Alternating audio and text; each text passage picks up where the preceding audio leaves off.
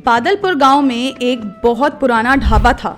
उस ढाबे को लोग बाबा के ढाबे के नाम से जानते थे। बहुत साल तक कोई भी उस ढाबे के आसपास भी नहीं जाता था। ऐसा मानना था कि बाबा की मौत उसी ढाबे में हुई थी और आज भी उसकी आत्मा उसी ढाबे में बंद है। बाबा को अपना ढाबा बहुत प्यारा था, मगर उनकी मृत्यु के बाद ढाबा बंद हो गया। बाबा का एक बेटा था जिसका नाम पंकज था। पंकज शहर में नौकरी करता था और उसे अपने पिताजी के काम में बिल्कुल दिलचस्पी नहीं थी। पिताजी के गुजर जाने के बाद वो ढाबा बेचना चाहता था, मगर भूत की अफवाह से कोई भी वो ढाबा नहीं खरीदता था। तभी पंकज ने ढाबे के बारे में इंटरनेट पर इश्तिहार दिया ताकि कोई बाहर का व्यक्ति उस ढाबे को खरीद ले। एक दिन एक व्यक्ति बादलपुर गांव में आता है और वहां खड़े लोगों से पूछता है कि अरे भैया सुनो तो, ये बाबा का ढाबा कहाँ पड़ेगा? वहां खड़े लोग हैरान हो जाते हैं और सरोज को बोलते हैं, भाई तुम बाबा के ढाबे का रास्ता क्यों पूछ रहे हो? तभी सरोज बोलता है, भाई मैं वो ढाबा खरीदने आया हूँ।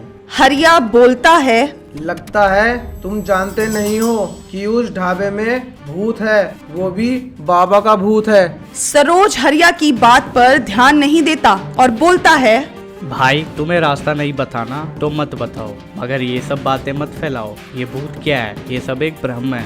तभी सरोज आगे जाकर किसी और व्यक्ति से रास्ता पूछता है और मन ही मन सोचता है, लगता है यहाँ के लोगों ने ये अफवाह फैला रखी है कि यहाँ पर भूत है, तभी ये जमीन मुझे इतने सस्ते दाम पर मिल रही है, वरना इतनी बड़ी जमीन इस दाम पर। खैर मुझे क्या, देखो कितनी ही अच्छी जगह है और बाबा का ढाबा कितना ही अच्छा नाम है, मैं तो इसका नाम यही रखूंगा। तभी वहाँ बाबा का बेटा पंकज आ जाता है और सरोज को बोलता है कि ये लो जमीन के कागज, चेक कर लो और पैसे दो। तभी सरोज बोलता है, भाई कागज तो ठीक है, लेकिन यहाँ के लोग किसी बाबा के भूत के बारे में बात कर रहे थे, क्या ये बात सच है? तभी पंकज बोलता है, तुम्हें ढाबा खरीदना है तो बोलो, नहीं तो मेरा वक्त जाया ना करो। जितनी देर करते रहोगे उतना मैं दाम बढ़ा दूंगा, फिर रोते रहना।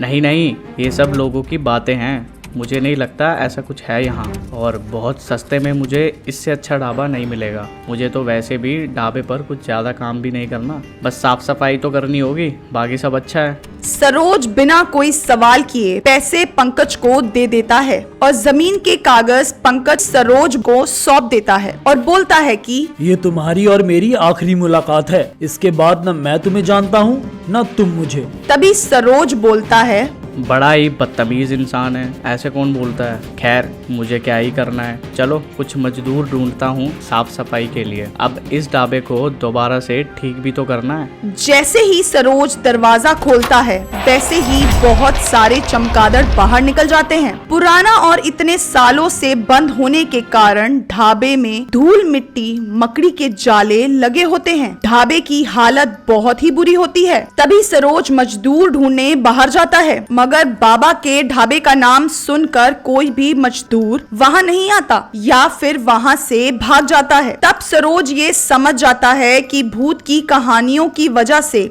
वहाँ कोई नहीं आना चाहता। सरोज अकेले ही ढाबे की सफाई करना शुरू कर देता है। पूरा दिन वो सफाई करता रहता है और रात होने पर वो वहीं सो जाता है, मगर अभी रसोई का काम बचा होता है। सरोज अगले दिन रसोई को भी अच्छे से साफ कर देता है और खाना पकाने लग जाता है, मगर उसके यहाँ कोई नहीं आता। वो बहुत ही मायूस होकर सो जाता है।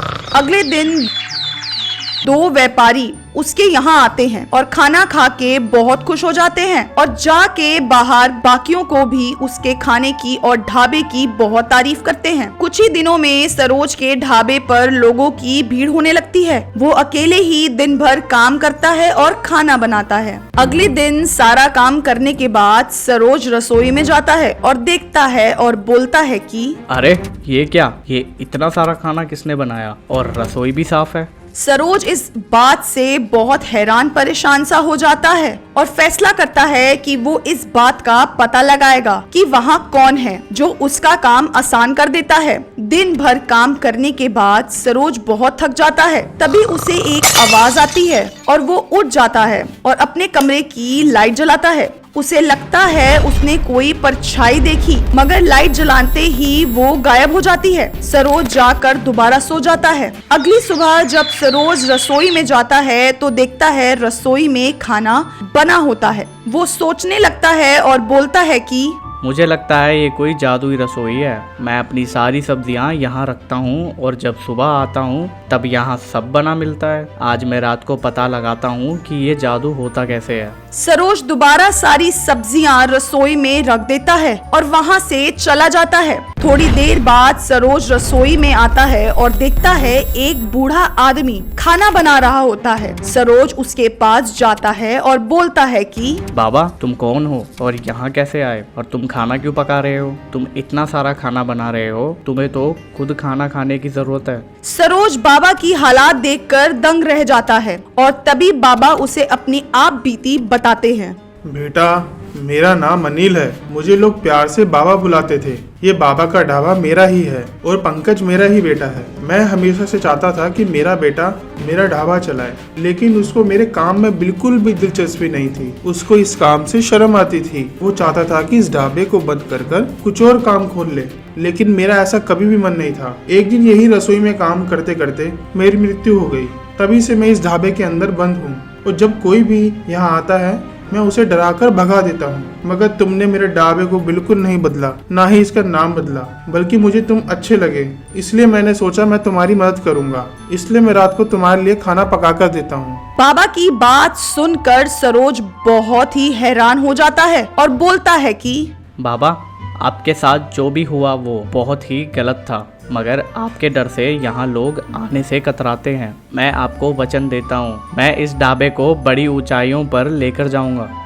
सरोज की बात सुनकर बाबा की आत्मा को शांति मिल जाती है और वो उस ढाबे से चला जाता है। सरोज अपनी मेहनत से ढाबे को बहुत ऊंचाइयों पर ले जाता है और बाबा का ढाबा एक मशहूर ढाबा बन जाता है जिसमें हमेशा लोगों की भीड़ लगी रहती है।